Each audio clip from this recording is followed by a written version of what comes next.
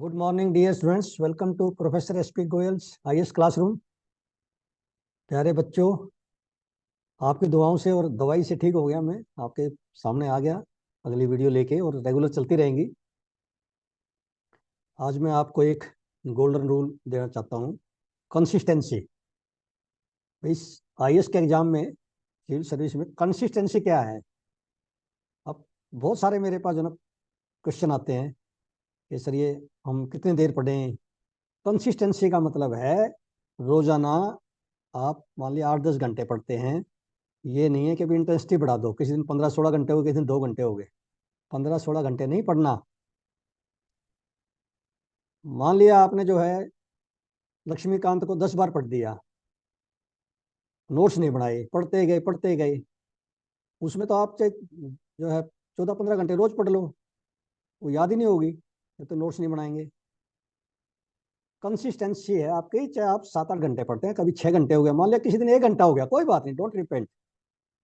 लेकिन पढ़ क्या रहे हो, कंटेंट क्या है। क्या वो कंटेंट तो नहीं है जो राजेंद्र नगर रोजाना नया निकलता है। आप मेरी बात पे विश्वास करेंगे, आपके डेस्क पे बहुत सारा मटेरियल ऐसा है जो इसमें एग्जाम के क्वेश्चन हैं ऑलरेडी 2024 के।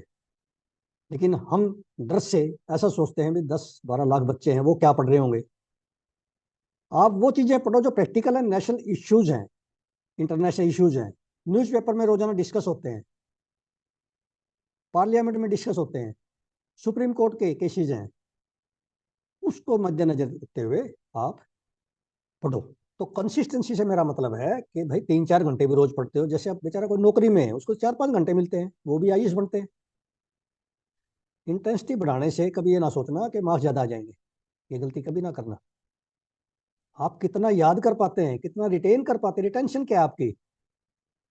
और रिवीजन, बार बार क्या उस चीज का आपने रिवीजन दिया। मान लिया आज आपने पढ़ लिया, आपको पता ही नहीं किस किताब से मैंने जाना, 10 दिन के बाद भूल जाओगे क्या पढ़ा था। फिर दोबारा पढ़ोगे, ऐसा लगेगा पढ़ा हुआ है। उसका तो कोई फायदा नहीं, उससे तो आप 5-6 साल लगा लो, कितने भी चांस ले लो। और बहुत सारे बच्चे आप भी सुन रहे हैं, मैं भी मॉक इंटरव्यू में था, बहुत सारे बच्चों का 2-2 3-3 साल ऐसे खराब हो गए प्रिलिमिनरी की वजह से। शायद वो पहली बार प्रिलिमिनरी कर जाते तो आज वो 2-3 साल सीनियर आईएएस हो जाते। कितना बड़ा लॉस होता है, ये कभी आपने सोचा नहीं होगा। एक तो पहले साल बनो, एक तीसरे चौथे साल में बनो, उसके लिए प्रिलिमिनरी जो है इतना इंपॉर्टेंट है। दूसरा, न्यूज़पेपर का एनालिसिस जैसे मैं सिखा रहा हूँ, यदि ऐसे सीखते गए, आप ऐसे करते गए, तो मेन के जो आप क्वेश्चंस के आपके कंटेंट होगा, मॉडल आंसर्स होंगे ना, वो उन जो 10-12 हज़ार जो बच्चे होते हैं लिखने वाले मेन एग्जामिनेशन, उनमें आपके सबसे ऊपर नंबर आएंगे। ये मेरा एक्सपीरियंस है, जो एग्जामिनर बता रहा हूँ मैं। क्योंकि जितनी भी जो है बच्चे हैं, वो कभी यूपीएससी के पेपर का, उसका सेटर का माइंड सेट नहीं पढ़ते। पिछले पेपर तो देख रहे हैं वो, लेकिन हमेशा ये टेंडेंसी रहती है कि और पढ़ो।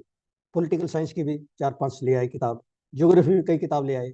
नहीं, लिमिटेड मटेरियल में से अच्छी चीजें निकालो। मान लिया लक्ष्मीकांत है, उसको सारा पढ़ने की जरूरत नहीं है। Fundamental right very important, directive principle, parliament, president, आपका गवर्नर, आपकी सुप्रीम कोर्ट, इलेक्शन कमीशन, इस तरह के जो इश्यूज हैं सबसे पहले वो करो। फिर अमेंडमेंट, एंटी डिफेक्शन है, आपका 73rd अमेंडमेंट है, उसमें से एक क्वेश्चन इस बार जरूर आएगा, यानी पिछली बार पंचायती राज में से जरूर आएगा। पेपर सेटर के माइंड में होता है ये, कि बदल के देता है। एक और ध्यान रखना, कभी प्रिलिमिनरी में यह ना सोचना क्वेश्चन रिपीट हो जाएगा, पिछले पेपर करो।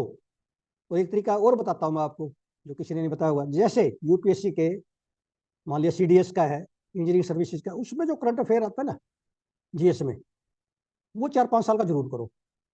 आप सारे करते हैं सिर्फ सिविल सर्विसेज का, और दूसरे जो यूपीएससी लेती है ना करंट अफेयर्स के, वो भी कर लो। उससे आपका क्वेश्चन बैंक बन जाएगा, आपको कहीं भागने की जरूरत नहीं। मॉक टेस्ट तैयार हो जाएंगे आपके बहुत सारे इक्विवेलेंट लेवल के।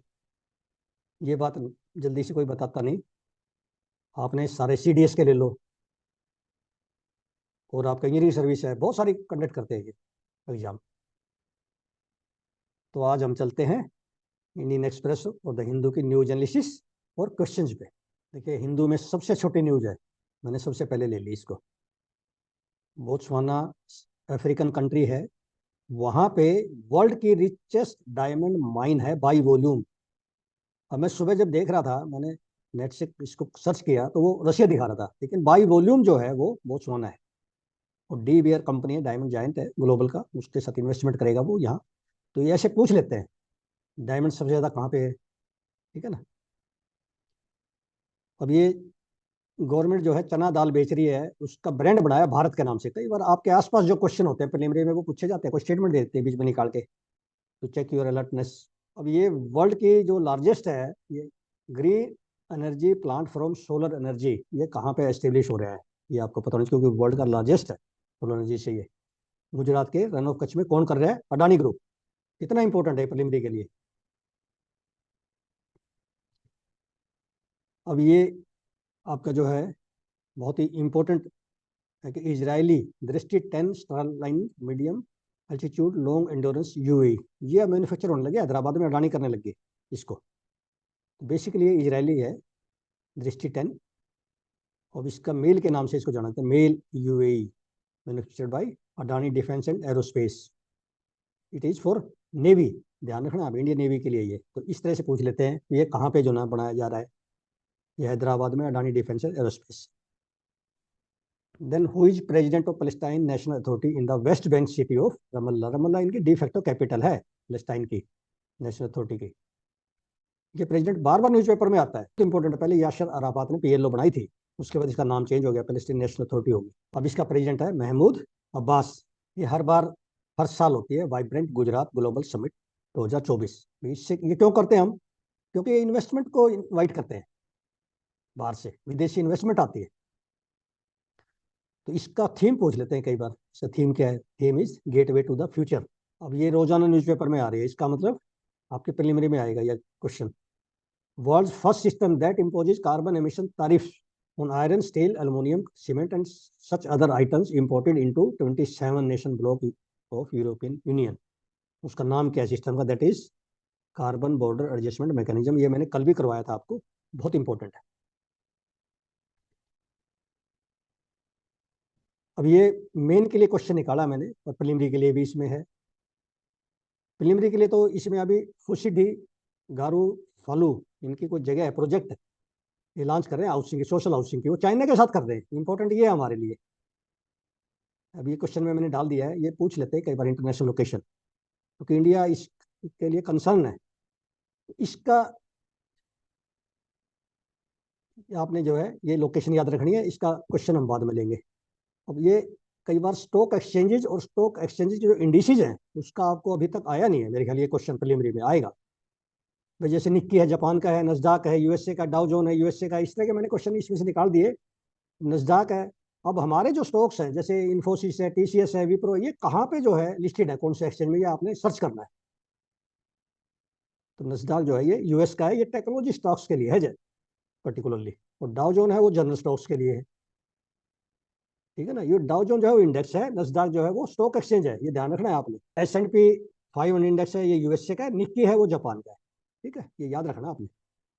देन ये कॉकस सिस्टम में जो है कई बार पढ़ चुके हैं इसको। ये यूएसए में स्टेट्स में लागू होता है, कोई यूएस के इलेक्शंस में। आपने इसमें से पढ़ना है क्या प्रोसेस है। तो एक पर्टिकुलर पार्टी जैसे रिपब्लिकन है, वो फिर कॉकस सिस्टम से करते हैं सेलेक्ट, ठीक है। इस तरह से कुछ सिस्टम है, इसको पढ़ना आपने। तो ये आपको पता होना चाहिए किस कंट्री में है ये प्रीलिमिनरी में आ जाते हैं ऐसी चीजें। अब इसमें बड़ी कंट्रोवर्सी चल रही है, रिपब्लिक डे टेबल्स ये जो है कैसे जो है सिलेक्ट किए जाएंगे। तो पंजाब का जैसे सेंट्रल गवर्नमेंट ने माना नहीं, तो कंट्रोवर्सी चली हुई है भी, पंजाब और वेस्ट बंगाल को क्यों छोड़ दिया, दिल्ली को क्यों छोड़ दिया, लाइक दैट। तो इन्होंने ये बताई है भी कैसे कैसे जो है हम सिलेक्ट करते हैं, और कौन करता है इसको सिलेक्ट, किसकी जिम्मेवारी, कौन से मंत्रालय की जिम्मेवारी है? That is ministry of defence. इसमें हम गलती कर सकते हैं, हम कह सकते हैं इसमें कल्चर, क्योंकि कल्चरल इवेंट होते हैं उसमें सारे, तो गलती से कल्चर कहा जाता है, but it is ministry of defence. अब ये ऑर्गन ट्रांसप्लांट में दिल्ली हाई कोर्ट ने ऑर्डर किए हैं कि भी 6 से 8 वीक का टाइम लाइन दे दी उन्होंने। जो लिविंग ऑर्गन, लिविंग डोनर से जो है ऑर्गन लिए जाएंगे ना, ट्रांसप्लांट किए जाएंगे, उसका जो प्रोसेस टाइम है, पहले 2-2 3-3 साल लग जाते थे। अब इन्होंने टाइम लाइन दे दी, 6 to 8 वीक में आपने उनको प्रोसेस को करना है पूरा, ताकि उसको समय पर डल जाए जो भी ऑर्गन जो है ट्रांसप्लांट होना है। तो ये बड़ी इंपॉर्टेंट जजमेंट है, 6 से 8 वीक। अब ये मालदीव का, इंडिया और मालदीव के बायलेटरल रिलेशंस इस साल अगले पेपर के लिए बड़े इंपॉर्टेंट हो गए। प्रीलिमिनरी और मेन के लिए। मेन में तो ये समझ लो कि 10 से 15 नंबर का आपने लिखना है। अब आप मॉडल अनुसार अब बना सकते हो, इससे बढ़िया कोई भी नहीं बने मिलेगा आपको, ये आर्टिकल मिलेंगे नहीं दोबारा आपको कहीं पे भी। फिर तो आप अपने मैगजीन खरीदते रहना, उसमें से जैसा वो लिखते हैं उसमें से बनाओगे आप, उनकी मर्जी से बनाओगे। इसमें देखो कितना अच्छा, ये मालदीव पे 3 इन्होंने की इशू दिए। ये एक्सप्लेन पेज है, आपको पता है एक्सप्लेन पेज बहुत ही अच्छी तरह से लिखते हैं, ये पूरा डिटेल आर्टिकल लिखा है उन्होंने। इन्होंने ये लिखा है कि भाई हमारे पे कैसे डिपेंडेंट है इंडिया पे, जो ये मालदीव है कैसे डिपेंड, और हमारे किस किस में है इससे रिलेशन, जैसे मैरीटाइम सिक्योरिटी है, डिफेंस है। अब चाइना के आने से जो है क्या चेंजेस आएंगे, हमें ये डर है हमारी, हमें जो है क्योंकि ये स्ट्रेटेजिक लोकेशन पे है इंडियन ओशन में। चाइना ऑलरेडी श्रीलंका में एबेंटोटा पोर्ट पे आया हुआ है, देन अब ये यहाँ पे आ गया मालदीव में, देन जिबूती पोर्ट पे, वहाँ पे इन्हें बेस है इनका, लीज लिया है। तो इसके आसपास अब जो है इंडिया के बहुत नज़दीक है चाइना, तो इंडिया की सिक्योरिटी को इसलिए खतरा है, इसलिए इंडिया को अब जो है इसके अपने डिफेंस के रिविजिट करने पड़ेंगे रिलेशंस के, कैसे अच्छे रिलेशन मालदीव से बनाए जाए, क्योंकि मालदीव ने जो उनका जो मैंडेट था इलेक्शन का वही था इंडिया आउट पॉलिसी। पहले जो प्रेसिडेंट थे वो प्रो इंडिया थे, अब ये इंडिया आउट पॉलिसी के बाद ये प्रो चाइना हो गए। प्रो चाइना का मतलब ये कल जो है समझौते किए इन्होंने बहुत सारे चाइना के साथ मालदीव ने, तो अब इंडिया के जो है के लिए ये काफ़ी बड़ा इशू है इसके रिलेशंस को अच्छे रखना। तो ये आपने आर्टिकल अच्छा पढ़ना है अच्छी तरह से भी, इंडिया हमारे और इसके क्या रिलेशंस पहले रहे हैं, अब क्या आगे भविष्य में क्या उम्मीद है, कैसे इंडिया इसको टैकल करेगा। अभी 2 आर्टिकल मैंने इसमें दिए हैं, तो ये देखिए ये दिया एक आर्टिकल और इसमें जो है कितना अच्छा है आज ये, चाइना साइन 20 पैक्ट्स। और चाइना के साथ जो पैक्ट हुए वो आपने कुछ याद रखने, ताकि आप एग्जाम में लिख पाओगे चाइना के साथ ये पैक्ट हो गया, वो प्रो चाइना पॉलिसी है लाइक दैट। ठीक है, तो इसमें से आपने एक मॉडल आंसर तैयार करके, कल भी मैंने इस पे बताया था, 2-3 दिन से बता रहा हूँ, एक मॉडल आंसर तैयार करके मुझे आप जो है मेरी मेल पे भेजो, और मैं उसको चेक करके आपको बताऊंगा कि उसमें जो है और कैसे मार्क्स आ सकते हैं। क्योंकि जनरली जो है इस तरह के जब क्वेश्चन हमें पता होता है ना, इंडिया मालदीव बायलेटरल रिलेशन सभी को पता है ये एग्जाम में आएगा, लेकिन जब हम लिखते हैं उतना बढ़िया नहीं लिख पाते, तो उसमें हमारे एक एक क्वेश्चन में 2-2, 3-3 नंबर का फर्क आ जाता है एक दूसरे बच्चे में। ठीक है, तो ये इस तरह से आपने अपनी तैयारी करनी है मेन और प्रीलिमिनरी की।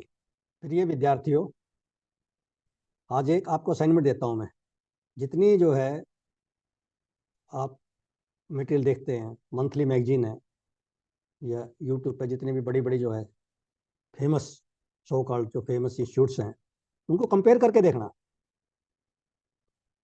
मेरे कंटेंट में और उनमें कितना फ़र्क है,